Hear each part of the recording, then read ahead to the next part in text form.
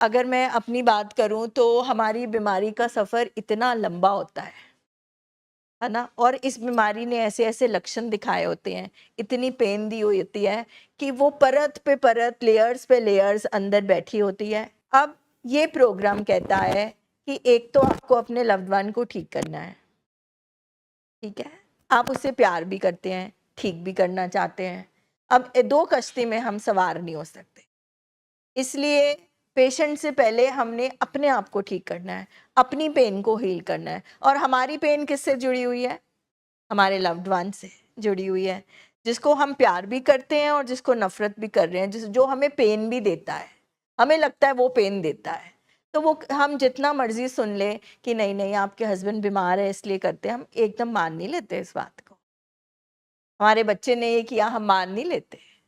हम वो एक-एक मोमेंट को रील की तरह, मूवी की तरह दिमाग में देखा, उस दिन ऐसे थप्पड़ मारा था, उस दिन ऐसा किया था, और ब्रेन भूलता नहीं है। जैसे पेशेंट की बीमारी में पेशेंट का ब्रेन नहीं भूलता, हमारा भी नहीं भूलता। तो ये प्रोग्राम कहता है, एक चीज़ सिखाता है कि पहले तो मरीज़ को मरीज़ मानो और डिटैच होके अपने रिश्ते को अलग करके देखो। आज ये जो सर ने सजेस्ट किया चीज़ कि हमारी पेन और पेशेंट की पेन एकदम नहीं हील हो जानी, जिसमें से एक कॉन्सेप्ट आज हमने लिया है, रोल रिवर्सल, लर्निंग एम्पैथी। अब सिंपैथी हम सारे समझते हैं। सिंपैथी क्या होता है? सिंपैथी क्या होता है? हाँ, दया करना, तरस खाना। तो प्रोग्राम कहते हैं दया और तरस नहीं करना हमने। हमने किसी को बेचारा नहीं बनाना है। हमने एम्पैथी सीखनी है कि अगर मैं पेशेंट की जगह होती, तो मैं क्या महसूस करती? अगर मैं पेशेंट की जगह यहाँ पे एडमिट होती, अगर आप पेशेंट की जगह होते और आपके दिमाग में केमिकल की बाढ़ आई होती, आपको पता ही नहीं क्यों अस्पताल में रखा है, आपको बाहर क्यों नहीं जाने दे रहे, आपको अगर ये लग रहा है कि ओहो ये आसपास तो एडिक्ट्स हैं, ये लोग हैं, तो आप क्या करते? आप भी ये कूलर ही तोड़ते। आप भी इस तरह से, क्योंकि उसको पता ही नहीं है कि उसको क्या हो रहा है। अब आप सोचो कि आपको पता ही नहीं है। हम सब इससे गुजरे हैं, हमें नहीं पता था हमारे घर में बीमारी है। हम बौखला गए थे, हम क्रेजी हो गए थे, समझा समझा के, इतना कुछ करके हम क्रेजी हो गए थे। तो ये प्रोग्राम बहुत ब्यूटीफुली, मतलब हर चीज को एड्रेस करता है। एक तो इस प्लेटफॉर्म पे सबको बिठाता है, इस प्लेटफॉर्म में परिवार को भी बिठाता है, इस प्लेटफॉर्म में मरीज को भी बिठाता है। मरीज को बोलता है देख फैमिली कितनी पेन में है, फैमिली को बोलते हैं देखो पेशेंट कितनी पेन में है। तो हम एक दूसरे की तरफ जाकर हम कम से कम एम्पैथी करते हैं और दूसरे की पेन समझते हैं कि हम क्यों तकलीफ में हैं, पेशेंट हमारा क्यों कर रहा है, क्योंकि वही चीज हमें सबसे ज्यादा पेन दे रही है। आपने बोला नहीं मैं ऐसे नहीं देख सकती,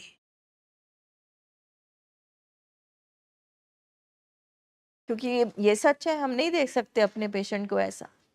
तो अगर मैं छोटे से उदाहरण से अपनी शेयरिंग से स्टार्ट कर सकती हूँ। मैं पहले नम्रता की तरह अपने आप से बात कर रही हूँ और मैं पूछती हूँ, अपने आप से मैं पूछ रही हूँ कि 35 साल हो गए नम्रता, एक शादी से पहला भी रिश्ता था जिसमें एडिक्शन थी, एक शादी के बाद का रिश्ता था जिसमें एडिक्शन थी, एक बीमारी का सफ़र था, एक ट्रीटमेंट का सफ़र था। 35 साल हो गए, तूने पहले बीमारी सही, फिर तूने इलाज में भी पेन ली, ठीक है? फिर उसके बाद रिलैप्सेस भी हुए। इतने टाइम तू अपने पेशेंट के साथ, तू अपने पति के साथ खड़ी रही। आज इतने साल हो गए, फिर भी तेरे पति को शेयरिंग नहीं आती। क्यों नहीं नितिन मुझसे शेयरिंग करता? क्यों नहीं नितिन मुझे जब मुझे ज़रूरत होती है, वो मेरे साथ बैठता, मेरा हाथ पकड़ता, मेरी पेन को समझता? क्यों अभी तक भी अपने इमोशंस को नहीं एक्सप्रेस कर सकता? ये एक बीवी बोल रही है। ये एक 35 साल की जो जर्नी जो मैंने देखी है, वो मेरे अंदर का एक मेरा इमोशनल ब्रेन बोल रहा है। बट जब नम्रता इधर बैठती है, जब नम्रता इतना सफ़र तय कर लेती है, तो फिर वो नितिन की तरफ खड़े होके ये सोचती है, जो उसे प्रोग्राम बताता है। कि 35 साल से नम्रता मैं बीमार हूँ। 35 साल से पहले मैंने ऐसी ज़िंदगी जी है जब सब कुछ मेरे पास था। Everything was there. और मैं वही नितिन हूँ जिसने तुम्हें 35 साल पहले कॉलेज में प्रपोज़ किया था। तुम्हारे साथ लव एट फर्स्ट साइट हुआ था। तुम्हारे से बहुत सारी कमिटमेंट्स मेक करी थी। मगर मुझे नहीं पता था कि बीमारी में चलते-चलते जब हम दोनों साथ चल रहे थे, जब दोनों हम कमिटमेंट करके आगे बढ़ रहे थे, हमारी बीमारी भी साथ चल रही थी। मुझे नहीं पता था। मुझे नहीं पता था कि ये बीमारी प्रोग्रेस कर जाएगी। एक टाइम आएगा कि मैं अपना रिस्पेक्ट तक खो दूँगा। नम्रता, मैं वो नितिन हूँ जो ये सोच रहा हूँ कि इस बीमारी ने मुझे इतना अपाहिज बना दिया कि मैं 35 साल से, मैं इतने साल से देख रहा हूँ कि मेरी बीवी काम कर रही है, जबकि मैं घर का करता धरता होना चाहिए। जब मैं घर का मर्द हूँ, जब मुझे इतनी सारी दुनिया देखती है कि मेरी बीवी स्टेज पे बैठी है, मेरी बीवी पैसे कमा के ला रही है, तो मेरा सेल्फ एस्टीम और मेरी टॉक्सिक शेम मुझे तो इससे आंखें मिलाने के लिए मतलब कन्फ्रंट नहीं कर सकती कि मेरा लो सेल्फ एस्टीम है। मैं वही नितिन हूँ जिसने तुमसे प्यार किया था और एक अच्छी ज़िंदगी बिताने का फ़ैसला किया था। बट मुझे नहीं पता था मैं बीमार हूँ। मुझे नहीं पता था कि मैं अपनी फीलिंग्स को एक्सप्रेस नहीं कर पाऊँगा। मुझ में नहीं हिम्मत होती। और फिर मेरी बीमारी ऐसी है, मेरी बीमारियाँ ऐसी हैं कि मुझसे रिलैप्सेस हुए, मुझसे वीक एक्शन हुए। मुझे ये नहीं समझ में आता कि मैं इतने सालों की जो टॉक्सिक शेम है, उसमें से कैसे निकलूँ? कैसे मैं तुम्हारे साथ आँखों में आँखें डालकर कुछ कह सकूँ? क्योंकि इस बीमारी के दौरान मुझसे बहुत कुछ ऐसा हुआ है जिससे मैं शर्मिंदा हूँ। जब मैंने तुम्हें एक जीवन साथी के रूप में चुना था, तो यू वर माय फ्रेंड। तो मैंने अपने एपिसोड्स में तुम्हारी जगह शायद एज़ अ फ्रेंड किसी और को भी दी। मुझे लगता है कि मैंने उस टाइम धोखा दिया। मैंने तुम पे हाथ भी उठाया। मैंने बहुत कुछ ऐसा किया जिसकी वजह से मुझसे हिम्मत नहीं हो रही, क्योंकि मेरा डिज़ीज़ का स्पैन भी इतना लंबा है। मुझे टाइम लगेगा। जब मैं बार-बार गिरा, मैं बार-बार उठा और तुम साथ थी। फिर भी मेरे में इतनी करेज और हिम्मत नहीं आ रही थी। बहुत सारी चीज़ें मैंने ऐसी करी, मुझे टाइम लगेगा, क्योंकि मुझे बचपन से ही शेयरिंग नहीं आती थी। मुझे तो पता ही नहीं चलता कि इमोशंस होते क्या हैं। तो फिर तुम जब बार-बार ये एक्सपेक्टेशन करती हूँ, तो मैं तुम पे चिल्लाता हूँ, मैं टॉन्ट करता हूँ। हाँ, तू कमाती है ना? हाँ, मैं तो कुछ नहीं करता ना? हाँ, मैं तो कुछ भी नहीं हूँ ना? पर ये मैं तुम्हें नहीं टॉन्ट कर रहा। ये मैं तुम्हें नहीं कह रहा। मैं तुमसे नाराज़ नहीं हूँ। ये मेरी टॉक्सिक शेम है। ये मेरी हेल्पलेसनेस है। ये मेरी बेबसी है। ये मेरा कुछ तो बीमारी का हैंडीकैप है और कुछ तो मेरे कैरेक्टर फ्लॉज़ हैं जिस पे मैंने काम नहीं किया। ये भी एक चीज़ नितिन बोल रहा है। कल हम तालाते कुंजी देख रहे थे। तो नितिन ने बोला, ये मैं नहीं था। मैं सिर्फ़ एब्स्टिनेंस में था नम्रता।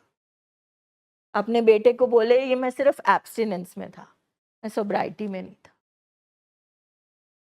तो मैंने पूछा, तुमने वाक़ई में छोड़ा हुआ था? कहता, छोड़ा पक्का था। पर मैंने अपने कैरेक्टर फ्लॉज़ पे काम नहीं किया था।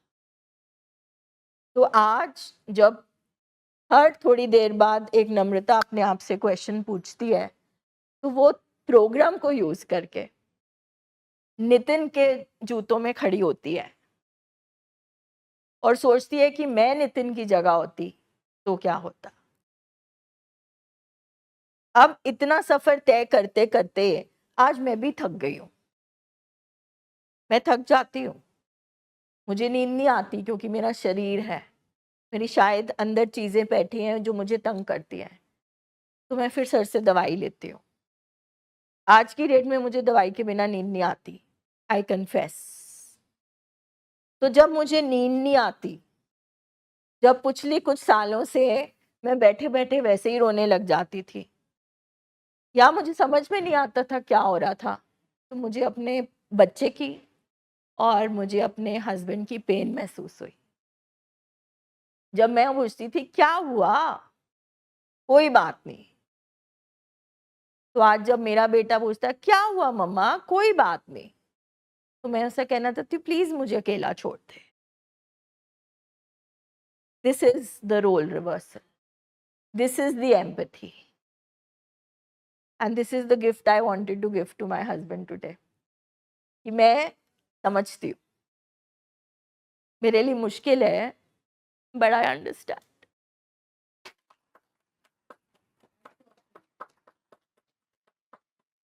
तो जितनी भी हमारी फैमिलीज बैठी हैं, जितने भी, चाहे आप आज मदर बैठे हो, मैं ऐसे ही बैठी थी, इसी तरह गार्ड्स पकड़ के मेरे बच्चे को आईसीयू लेकर गए थे, बांधा था, बट ये उसकी बेबसी है, उसको भी नहीं पता वो क्या कर रहा है।